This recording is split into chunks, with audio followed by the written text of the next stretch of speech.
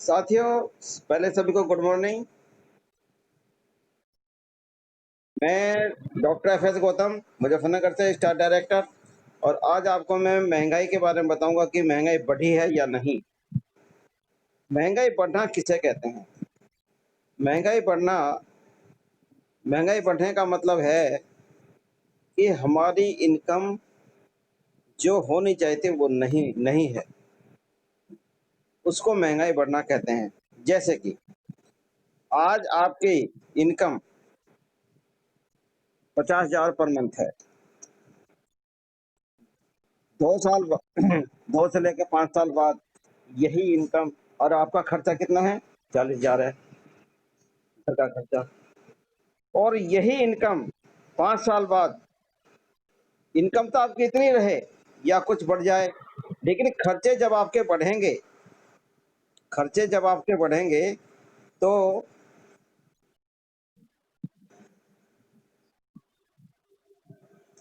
जब खर्चे आपके बढ़ेंगे तो वो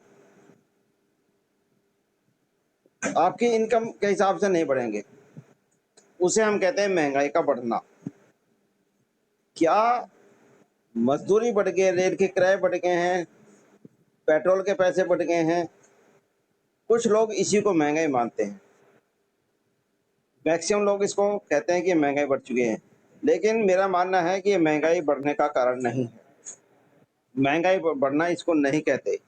महंगाई बढ़ना दूसरा कारण है, अभी बाद में इसको पूरा करूंगा मैं।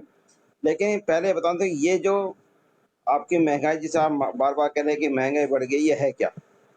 ये देश का डेवलपमेंट है। जब जब भी देश तरक्की करता है, मजदूरों की मजदूरी बढ़ती है, जो सैलरी वाले हैं उनकी सैलरी बढ़ती है, रिक्शा वालों की, कार वालों की, इनकी सबकी जो है कुछ ना कुछ बढ़ता रहता है, सब्जी वालों की। तो ये महंगाई नहीं, ये डेवलपमेंट है हमारा। ये हमारा देश डेवलप कर रहा है। महंगाई हम उसको कहते हैं कि जिस तरह से महंगाई बढ़ी, जिस तरह से हमारे खर्चे बढ़े, उस तरह से हमारी इनकम नहीं बढ़ी, तो उसको कहते हैं महंगाई का बढ़ना। जैसे कि आज सन 2000 में एक आम आदमी की इनकम जिसकी 10,000 थी, वो बहुत अच्छा तो नहीं लेकिन ठीक ठाक कमा लेता था। मैं आपको पूरे शुरू से बता देता हूँ कि मैं आपको शुरू से इसलिए बताता हूँ कि सन 1940 में जिनकी इनकम 10 रुपये थी, वो एक आम आदमी थे और उनका खर्चा ठीक ठाक चल जाता था। और एक होते हैं खास आदमी, उनकी इनकम सन 40 में 50 रुपये थी पर मंथ। वो खास आदमी थे, वो खर्चा भी करते थे, अपने परिवार को सब कुछ देते भी थे, मकान भी बनाते थे, एजुकेशन भी देते थे, और कुछ अपने बाद में छोड़ भी जाते थे। एक होते हैं वीआईपी आदमी, वेरी इंपॉर्टेंट पर्सन।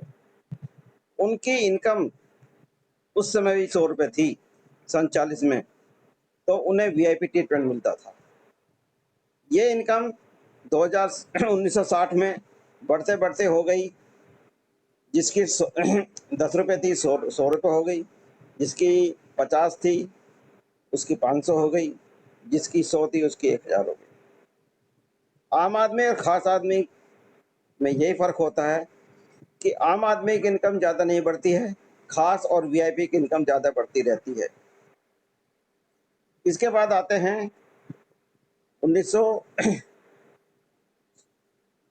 1980 और 85 के लपेट में। 1980-85 का जो दौर गया है, उसमें जो इनकम होती थी एक आम आदमी की 10,000 रुपये, जो 1,000 रुपये, 5,000 रुपये और 10,000 रुपये।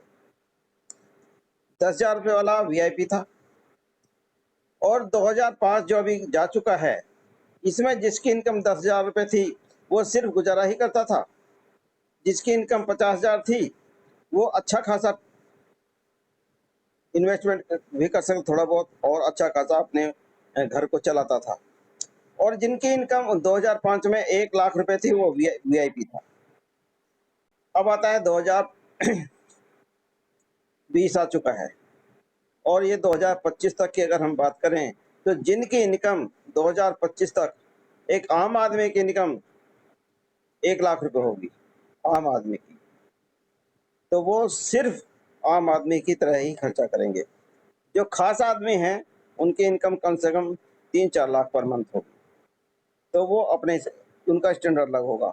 लेकिन जो वीआईपी पर्सन है, जो खास आदमी है, उनकी इनकम हो जाएगी तकरीबन 10 से लेकर 15 लाख पर मंथ। वो एज ए वीआईपी ट्रीटमेंट किए जाएंगे, एज ए वीआईपी उनको जानेंगे लोग, वो खास लोगों में आएंगे। तो साथियों, हमें खास लोगों में आने के लिए क्या करना चाहिए? कोई भी सिस्टम ऐसा नहीं है जिसके अंदर हमें एकदम इनकम को दे जाए। और ये भी आपको अच्छी तरह पता होगा कि जो आदमी कार्य करता है, मेहनत करता है, मजदूरी करता है, वो कभी पैसे वाला नहीं बनता। पैसे वाले वही लोग बने हैं जिनने मल्टी हैंड्स का इस्तेमाल किया है, जिसने अपने घंटों को बढ़ाया है, जिसने अपनी आमदनी को बढ़ाया है। किस तरह? हैंड्स बढ़ाकर, कार्य करने वालों की क्षमता बढ़ाकर। जैसे अब नेटवर्किंग का इसमें उदाहरण ले सकते हैं। नेटवर्किंग का आज मैं अकेला हूं और मैंने 1 महीने में 3-4 या 5-6 व्यक्ति को ज्वाइन कराया। उसके बाद में उनका सिलसिला चला और मैं 1 साल में, 1.5 साल में, 2 साल में 1000 आदमी मेरे साथ ज्वाइन हो गए। तो जो 1000 आदमी ज्वाइन हुए, उनका भाग्य भी मेरे साथ कार्य कर रहा है, उनकी मेहनत ही मेरे साथ कार्य कर रही है और उनकी इनकम में भी मेरा कुछ ना कुछ शेयर होता है, बशर्ते मैं उनके लिए भी बहुत कुछ करता हूँ। ऐसा नहीं है कि मैं उनके लिए कुछ नहीं करता, मैं भी उसी तरह उनको हेल्प करता हूँ। तो हम अपने हैंड्स बढ़ाएं, हम अपनी कार्य क्षमता बढ़ाएं और आलस्य को तो त्याग ही दें। जिसने आलस्य कर लिया, टीवी देख लिया, म्यूजिक सुन लिया, एंजॉय कर लिया, इधर उधर कर लिया, गप्पे मार लिया, सो लिए, बहुत ज़्यादा सो लिए, सोते रहते हैं बहुत से लोग 12-12 बजे तक सोते हैं। वो साथियों लाइफ में कुछ कर नहीं पाते, वो हैंड टू माउथ रहते ही हैं और अपने माँ बाप के आश्रित हो जाते हैं और यही रोना रोता रहते हैं कि मेरे बाप ने कुछ किया ही नहीं मेरे लिए, मेरे बाप ने क्या छोड़ा मेरे लिए। तो हमें ये बातें नहीं सुननी, नहीं करनी, हमें अपने आप आगे बढ़ना है। साथियों, अगर मैं गरीब पैदा हुआ हूँ, ये मेरी गलती नहीं है, लेकिन अगर मैं गरीब मरता हूँ, अगर मैं गरीब मरता हूँ, ध्यान दीजिए, तो ये मेरी और सिर्फ मेरी गलती हो। मुझे पड़ोस कैसा मिला, मुझे माँ बाप कैसे मिले, ये मेरी मेरी चॉइस नहीं थी, ये मेरे पिछले जन्मों का फल हो सकता है। लेकिन मैं अपने पड़ोसियों को अपने व्यवहार से कितना प्रभावित करता हूँ, कितना खुश रखता हूँ, कितना उनसे काम लेता हूँ, कैसा उनके साथ बर्ताव करता हूँ, मैं अपने माँ बाप की कितनी सेवा करता हूँ, मैं अपने माँ बाप को कितना खुश रख पाता हूँ और उनकी कितनी दुआएं लेता हूँ, ये मेरे ऊपर डिपेंड करता है। जिसने अपने माँ बाप की बद्दुआ ली, अपने गुरु की बद्दुआ ली, साथियों वो पनप नहीं पाता। इसलिए हमें उनकी दुआओं के साथ साथ अपने कार्य को सुचारू रूप से ध्यान पूर्वक बढ़ाना है और एक ऐसे मुकाम पर ले जाना है उसको, जो हम आम आदमी से खास आदमी बन जाएं और खास से हम बन जाएं वीआईपी। इस श्रृंखला में मैं डॉक्टर एच के रहेजा का जिक्र अवश्य करना चाहूंगा। मैंने उनकी बचपन की कहानी भी सुनी।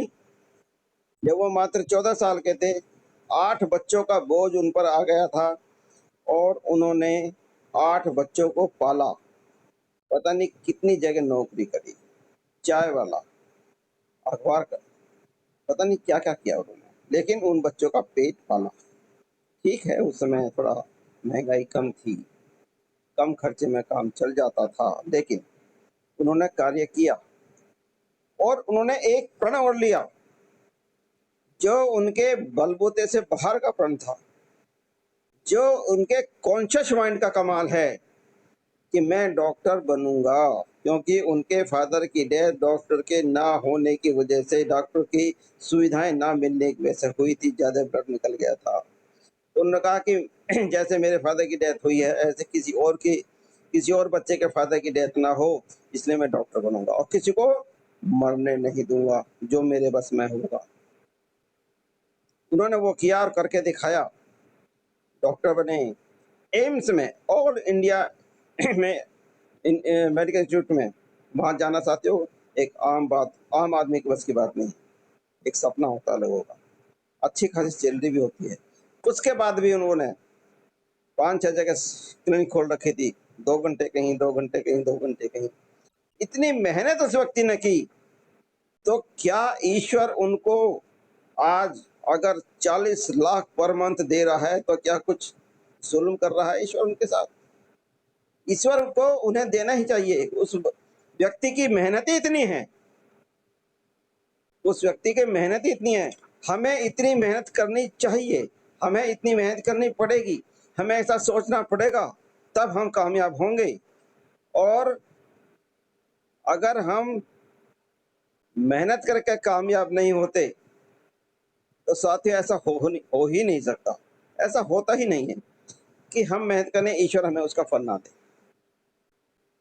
इसलिए हमें अपने आप को सिद्ध करना है, और इस तरह सिद्ध करना है, लोग कुछ भी कहें, लोग कुछ भी कहें, कैसा भी ताना मारें, कैसा काम कर लिया, इस काम में क्या कर लोगे? आपकी डॉक्टरी बढ़िया थी, आपका ये काम अपना बढ़िया था, अपना काम अपना ही होता है। बहुत से ताने देते हैं, बहुत से सलाहकार मिलते हैं, मुफ्त के सलाहकार इंडिया में बहुत हैं, तो हमें उनकी परवाह नहीं करनी।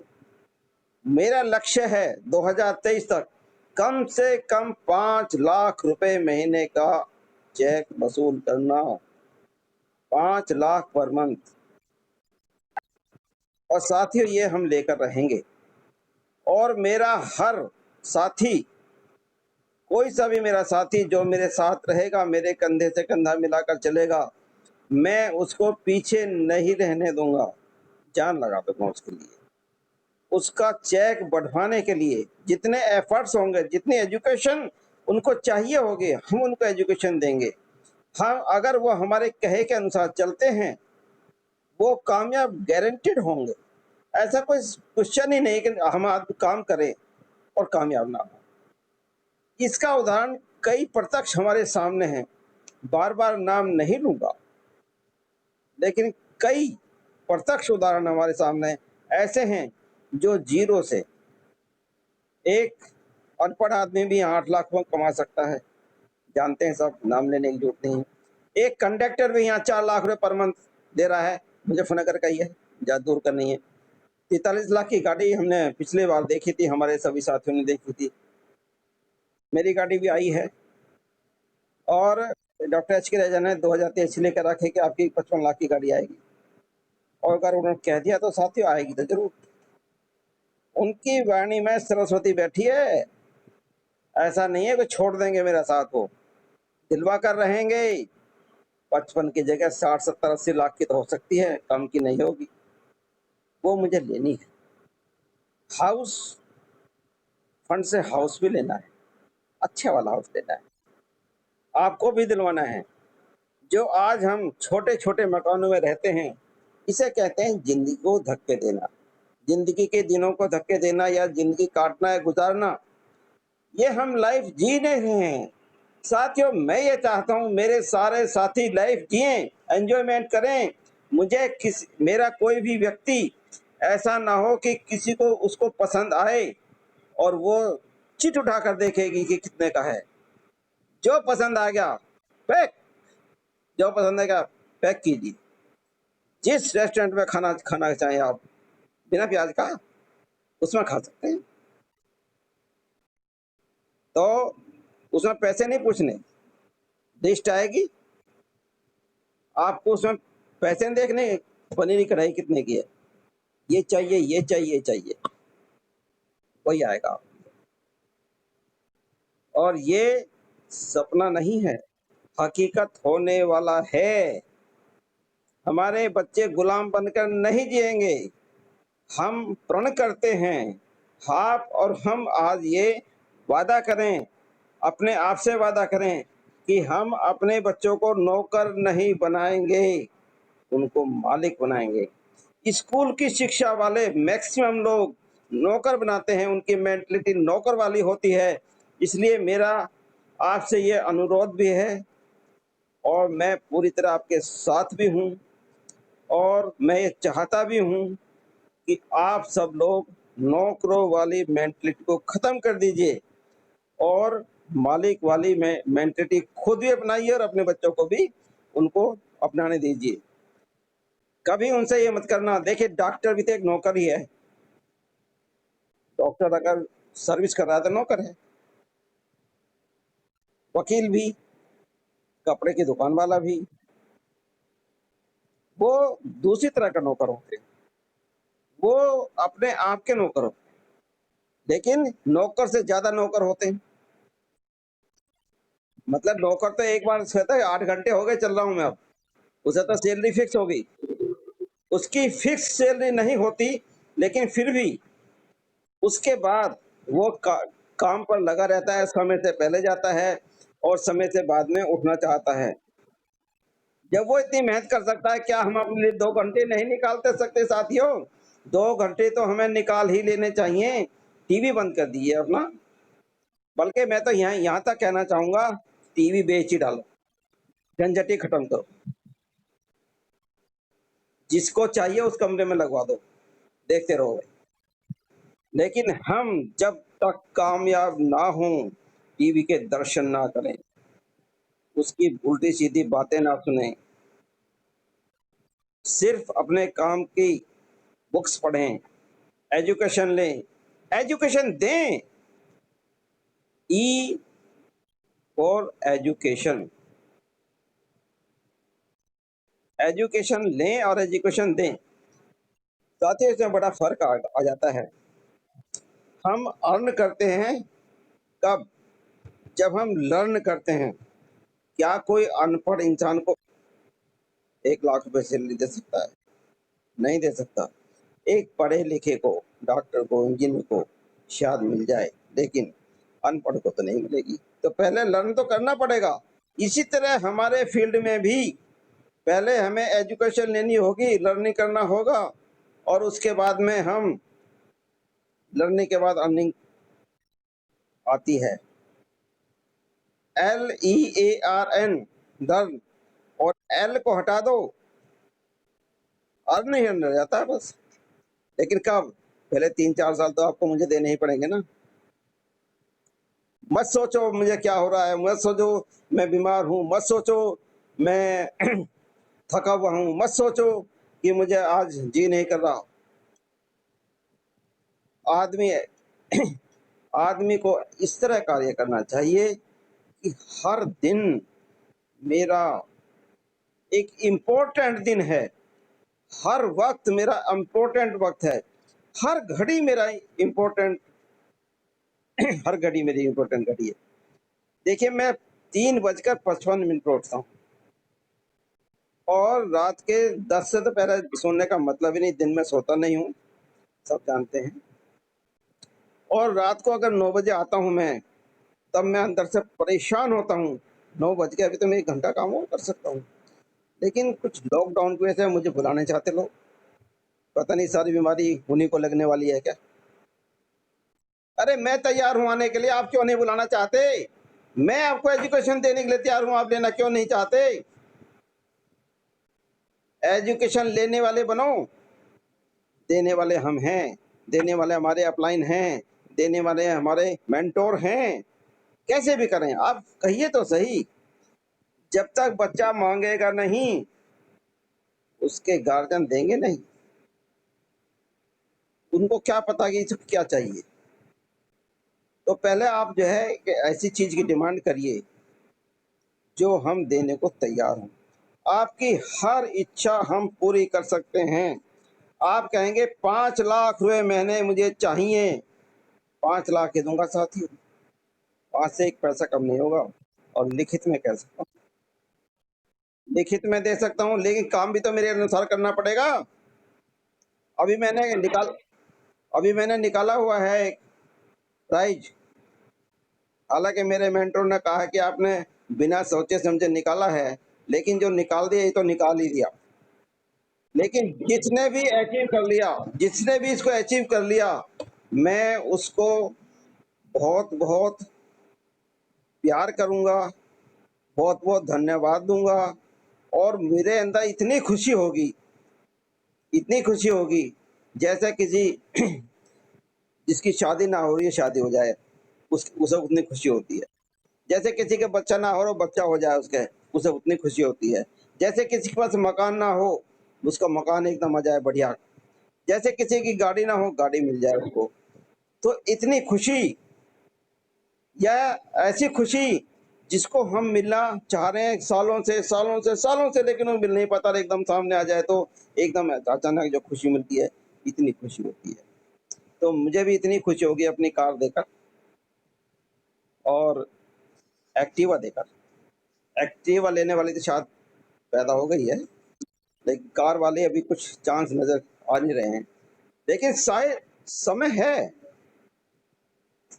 दिसंबर तक अपना हाउस फंड लीजिए, 3 महीने तक उसको मेंटेन करिए, 1 लाख का चेक दिखाइए मुझे, और 8 लाख की गाड़ी में दे रहा हूँ आपको।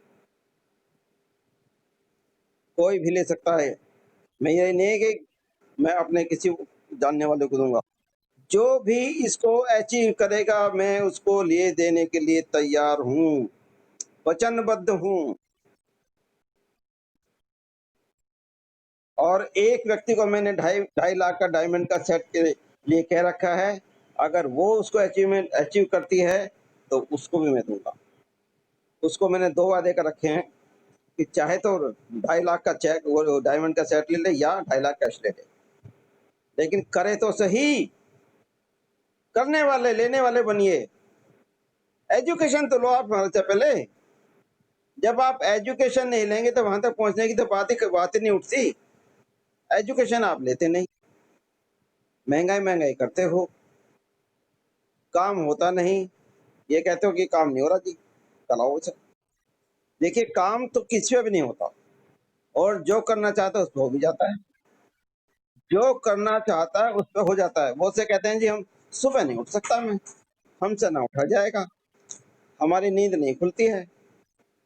लेकिन वही बच्चा जो मना करता है, वही बच्चा अगर उसकी शादी की डेट आ जाए तो क्या उठेगा नहीं, कहने मैं तो 12 बजे तक सोऊंगा, 9 बजे फेरे होंगे उसके, तो 7 बजे बैठ के 7 बजे बैठ के तैयार हो जाएगा, नहा धो के अपना। 12 बजे नहीं उठेगा, फिर वो अपना आप उठेगा। माँ बाप कहेंगे कैसे सो रहा है, अभी कोई बात नहीं, अभी तो बहुत टाइम है। आगे नहीं मम्मी, उठना है। तो मतलब कहने का हम सब कुछ जानते हुए भी नहीं करना चाहते, इसलिए हमें सिस्टम से चलना चाहिए, सिस्टम से काम करना चाहिए। और यही आज की महंगाई के मुद्दे के बारे में है। अगर आप इस बात को फॉलो करेंगे तो महंगाई नहीं होगी आपके लिए महंगाई है ही नहीं। अब दूसरा मुद्दा मैं उठाता हूँ उस बात का, कि कल हमने कहा था कि डबल पी हमारे लिए अच्छे हैं या खराब हैं। देखिए कल हमें एक विशेष सूचना मिली कल दोपहर, कि जो डबल पीवी के चक्कर में रहता है वो हैंडीकैप बन जाता है, मतलब एक सहारा उसे चाहिए। डबल पीवी लेने से हमें अचीवमेंट तो हो जाता है, हमारे सिर्फ प्रमोशन हो जाता है, लेकिन पैसा एक नहीं मिलता। उन पीवी पर एक भी पैसा नहीं मिलता हमको, जो डबल के नाम पर लिए जाते हैं। मान लिया किसी ने डबल पीवी कर लिया और अपना फास्ट 1% ले लिया, तो क्या उसको 8% वाला जो है फास्ट 1% वाला 936 रुपए का प्रोडक्ट है वो फ्री मिल पाएगा? नहीं साथियों, वो नहीं मिलेगा। क्या हमको एलओबी मिल पाएगी? नो, एलओबी नहीं मिलेगी। और मैं यहाँ किस लिए आया हूँ?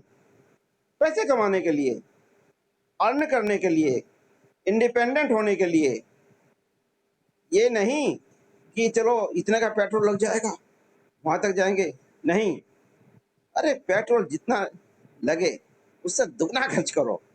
इनकम बढ़नी चाहिए, इनकम बढ़ाओ साथियों, इनकम बढ़ाओ। खर्चा कितना भी हो परवाह मत करो, इनकम बढ़ा लो। एक ज्योमेट्री में एक सवाल आता है, गणित में एक सवाल आता है कि रेखा किसे कहते हैं। आपने भी सुना होगा, जो टीचर लोग हों तो जानते ही हैं। रेखा की कितनी लंबाई होती है, कितनी चौड़ाई होती है, कितनी मोटाई होती है। तो साथियों पहली बात तो रेखा की लंबाई चौड़ाई मोटाई कुछ होती ही नहीं। अगर इस बात को मानते रेखा खींची नहीं सकती, लेकिन फिर भी रेखा तो रेखा होती है ना। उसको एक व्यक्ति ने रेखा खींच दी, रेखा हमने खींच दी, इसको बिना हाथ लगाए आप इसको छोटी कर दीजिए, बिना मिटाए। अब कोई टीचर वहां बैठा था, उनने उससे बड़ी रेखा खींच दी तो वो ऑटोमेटिक छोटी हो गई। इसका क्या मतलब हुआ? इस बात का उदाहरण देने का मेरा मतलब है कि खर्चे हमारे ये रेखा कितने हैं, आमदनी बढ़ाओ तो ये खर्चे ऑटोमेटिक कम हो जाएंगे।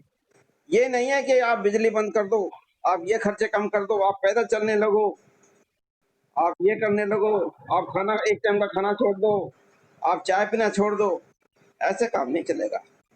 खर्चे बढ़ाओ ना, पहले खर्चे बढ़ाओ अपने, और खर्चे बढ़ाने लायक बनो। खर्चे कब बढ़ाओगे आप? जब हम इनकम को बढ़ाएंगे तभी तो खर्चे बढ़ाएंगे। पहले इनकम बढ़ाएं हम, उसके बाद खर्चे बढ़ाएं। साथियों, इनकम बढ़ाने के लिए पहले हमें अपने मन में एक विश्वास लाना पड़ेगा।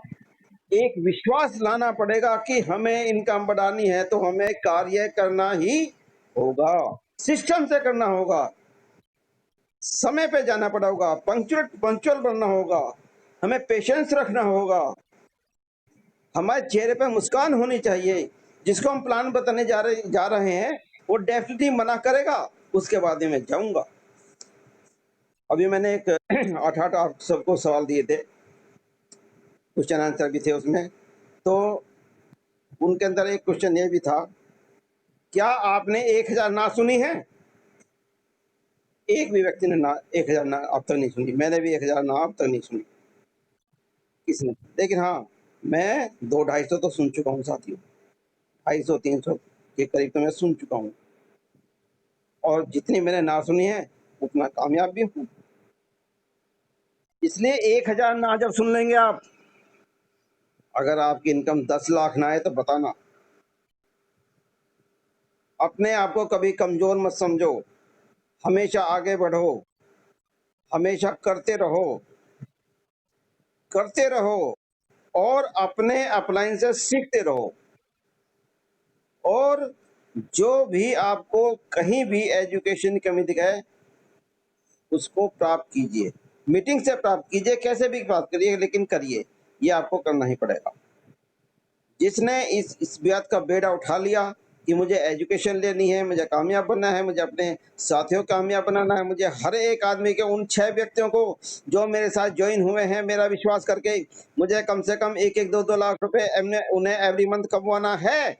तो क्या ताकत है साथियों, आपके 2 लाख रुपए नहीं आएंगे, 5 लाख नहीं आएंगे, आपके आएंगे, उनके पहले आएंगे, लेकिन आएंगे तो आपके भी। तो पहले उन्हें कमवाइए। इसलिए जो है, कमवाओ उनको, उनकी इनकम, अपने साथियों की इनकम बढ़वाइए, और फिर हम देखते हैं कि कैसे आपकी इनकम नहीं बढ़ते। फिर मैं आपके सामने मुंह से सुन ही नहीं पाऊंगा कि महंगाई बढ़ गई। महंगाई कभी नहीं बढ़ती, उत्थान होता है, हमारे देश का उत्थान होता है, तरक्की होती है, उसे महंगाई बढ़ना नहीं कहते। अपनी इनकम बढ़ाओ, उस महंगाई कम कर दो। मतलब जो रेखा खींची हुई है उस रेखा को छोटी करने के लिए उससे बड़ी रेखा बना दीजिए, आमदनी की बड़ी रेखा बना दीजिए, आपकी खर्चे आपसे ऑटोमेटिक कम हो जाए। खर्चे कम तो आमदनी तो ऑटोमेटिक। आपकी जब ज्यादा है तो आपको महसूस नहीं होगा ना खर्चे। तो साथियों, कभी भी खर्चों की बात ना करें, आमदनी बढ़ाने की बात करें। जितना खर्च करोगे ना, और हमारी कंपनी का नारा भी देखो यही है, जितना खर्च करोगे उतना अर्न करोगे। Change your shop, change your change your shop और चेंज योर।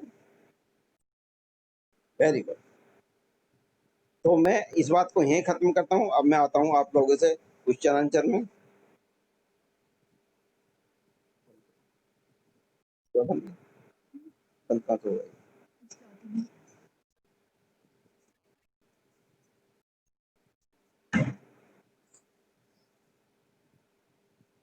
बंद हो गया नहीं रिकॉर्डिंग?